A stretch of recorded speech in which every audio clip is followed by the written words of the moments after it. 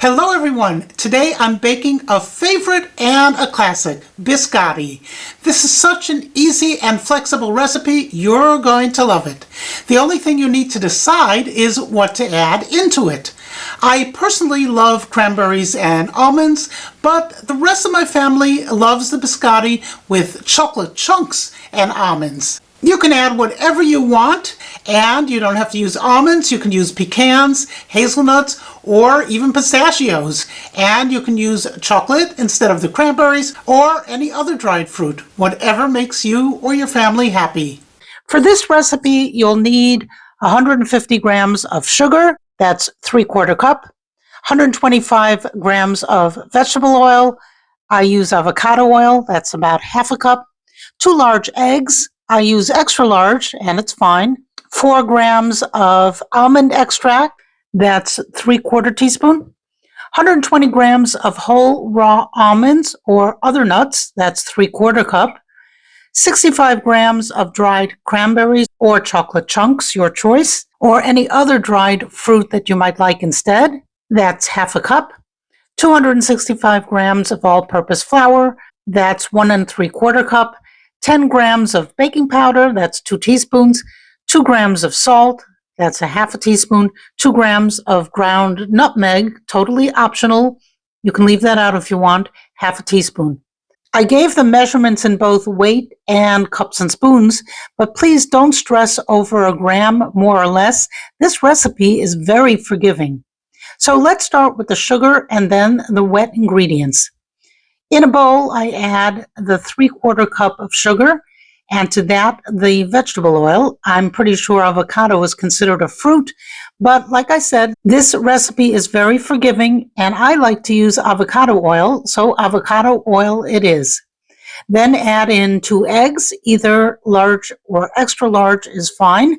Next is the almond extract, and wow, this stuff smells so good. If you're using hazelnuts instead of almonds, you might want to use hazelnut extract instead. Okay, now that's all the wet ingredients. Sometimes I add in the salt at this point, sometimes later, no difference. So let's go ahead and add in 1/2 teaspoon of salt now instead of later, and let's mix this all together so it's nice and fluffy. You can use a whisk or a hand mixer if you have one. You just want to make sure that all the ingredients are mixed up really well. There we go, nice and fluffy or foamy, perfect. Once the wet ingredients are nicely mixed, it's time to add in the add-ins. This way you can make sure that the add-ins get coated and rehydrated, especially if you're using dried fruit like the cranberries. Also, if you add the mix-ins now instead of with the flour, they have less of a chance of clumping together, and you'll get a more even distribution of the nuts and the other good stuff. So here I am mixing in about 3/4 cup of raw almonds, maybe a little more than 3/4 cup. What can I say? I love almonds. So that's the almonds, but feel free to use any nut you want. And now for the cranberries in this batch, or chocolate chunk in a previous batch, I measured in about 1/2 cup, give or take, depending again on how you like it. You can see the cranberries tend to stick to one another, so adding them in now gives you a chance to mix them and unstick them. Here you can see a batch I did with the chocolate chunks. I like these better than the chocolate chips. And again, with almonds, this batch goes faster in my house. Everyone seems to gobble up the chocolate almond biscotti more than the cranberry almond, which is fine by me. Okay, so once it's all mixed and nicely coated, then I add the flour, around 1 3/4 cup or 265 grams if you're measuring. You don't really have to be exact here. This amount is a little under, so the dough is going to be sticky, and then when I work with it, I'm going to add some more flour as I'm forming it. You'll see that in a little bit. So 1 cup, and then a little under 1 cup, about 3/4 cup of flour, and that is unbleached all-purpose flour. Next, I add in 2 teaspoons or 10 grams of baking powder, and if you didn't add the salt in with the wet ingredients, then you would add it now. That's 1/2 teaspoon, which I did already. Oh, and 1/2 teaspoon of ground nutmeg, Totally optional, but it adds a little more depth of flavor to the biscotti, so why not? And it smells good too. In fact, everything here smells really good. Now mix everything all together, and as I mentioned before, you're going to get quite a sticky dough. I like to mix this by hand. I find the dough sticks too much to the mixer's beaters, and I lose too much of the dough that way.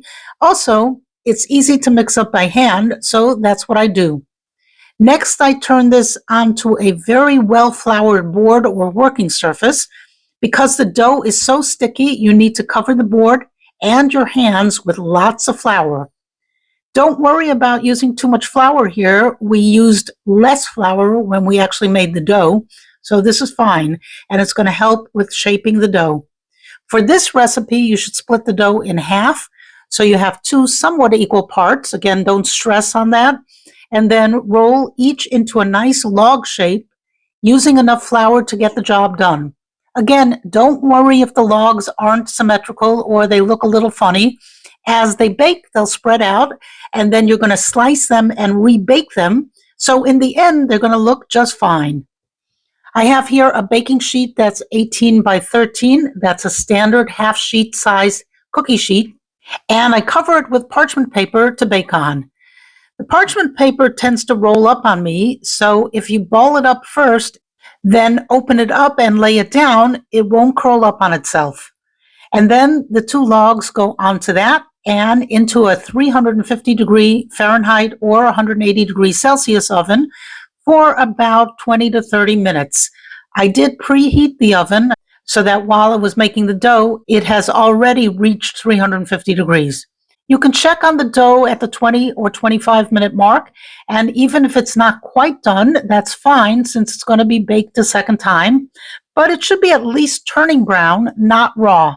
If it looks raw, give it another 5 minutes or so. Once the logs look brown, take them out and let them rest for about 30 minutes to cool down a bit. I should mention that some people like to give the biscotti logs an egg wash treatment before they are baked for the first time. I skip that step and nobody seems to care about it. Okay, it's been about 30 minutes and the logs are still warm but not hot. Now we need to cut these into slices about a ½ inch thick. Some people use a serrated blade to cut. I like to use my trusty chef knife with a big blade, and then I just slice away. These get lined back up on the tray on the same piece of parchment that I used to bake them in the first time, cut side down or up, like you see here. They all fit nicely back in the cookie sheet, and now I rebake them at the same 350 degrees Fahrenheit, 180 degrees Celsius, for around another 20 minutes or so. This time I do care if they're done, since this is the second and last bake, so you want to check if they look nice and toasty, golden brown.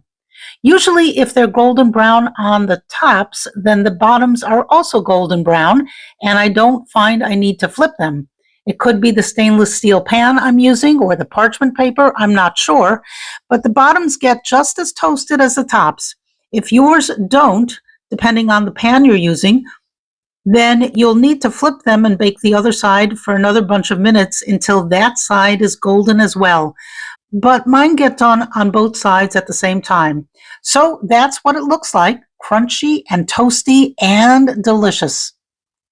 Here you can see the chocolate almond chunk biscotti I made and the cranberry almond. Both are super delicious, especially with a cup of coffee or tea. I hope you try this recipe with the mix-ins you like and enjoy it. Thanks for watching and bon appetit.